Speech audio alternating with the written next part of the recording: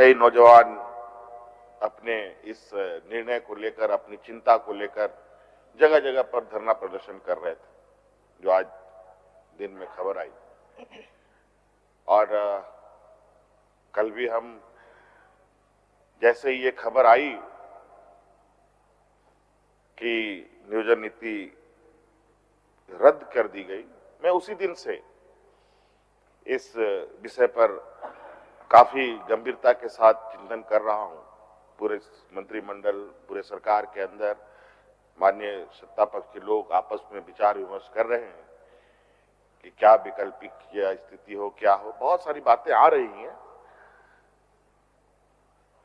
और आज भी जो बच्चे सड़कों पर थे, उनसे मिलने के लिए सत्ता पक्ष के शिष्टमंडल जाकर वहां जाके मिले उन लोगों से, जिसमें लंबोदर जी भी थे, विनोद सिंह जी भी थे, दीपिका सिंह जी थी, इधर सुदीप कुमार जी थे। इनको हमने कहा कि आप जाके बच्चों को आश्वस्त करें, आप लोग चिंता ना करें और उनकी भविष्य की चिंता हमारी प्राथमिकता है। और मैं सदन को आश्वस्त भी करना चाहूंगा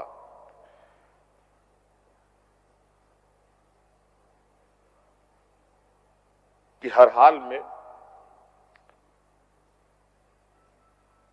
हमारा जो प्रयास होगा, ये प्रयास विधि सम्मत, संवैधानिक रूप से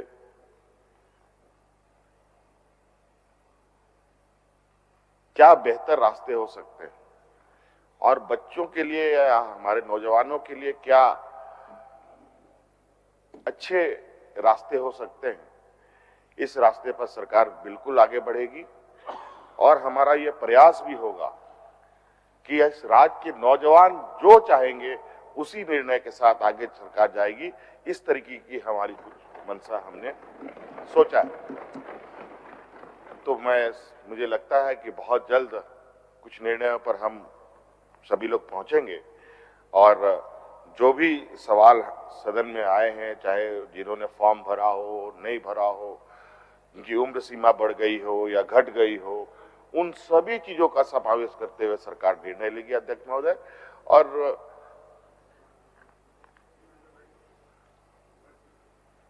उन नौजवानों को बेहतर अवसर हम प्रदान करेंगे। आपने तो देखा अध्यक्ष महोदय, हम लोगों ने फॉर्म भरने की तो फीस 50 रुपए 100 रुपए कर दिया।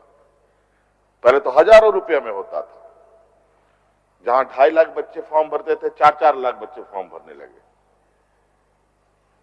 हमारी ऐसी बात नहीं कि हमारी नजर इन पर नहीं है, लेकिन दुर्भाग्य है इस राज्य का कि कुछ ऐसे विषय यहां पर बड़े पैमाने पर एक जंग की तरह एकदम जकड़ा हुआ है, जिसे समय अवधि पर ही उन सब चीजों का समाप्ति होगा।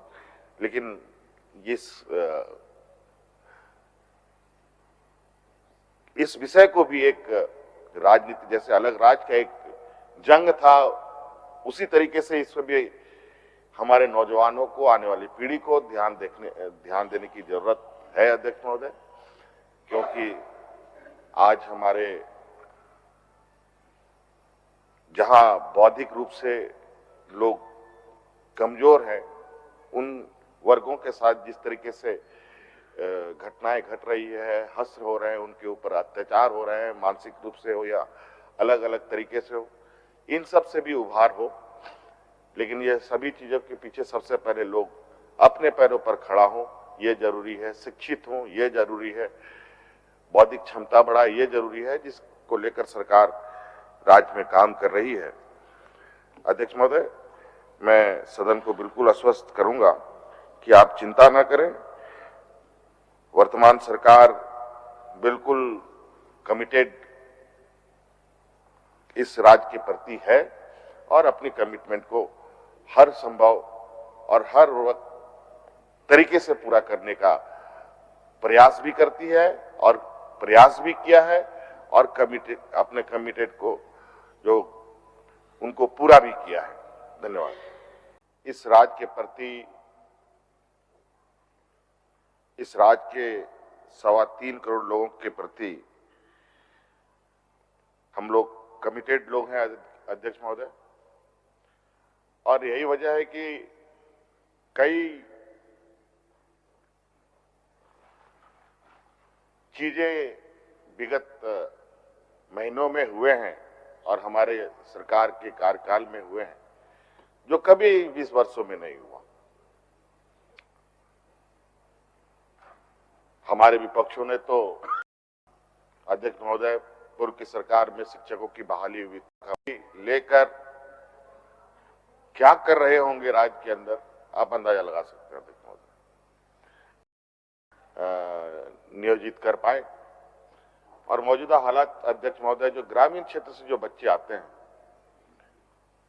वो लोग सबसे अधिक जो नौकरी के आस में गांव से निकलते हैं, तो वो 2-3 जगह है देश के अंदर जहां वो सबसे बड़े अधिक पैमाने पर जाते हैं।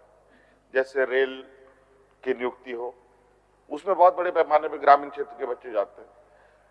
आर्मी की बहाली हो, बैंकों की बहाली हो, इन सब क्षेत्रों में ग्रामीण क्षेत्र के बच्चे बड़े पैमाने पर जाते हैं।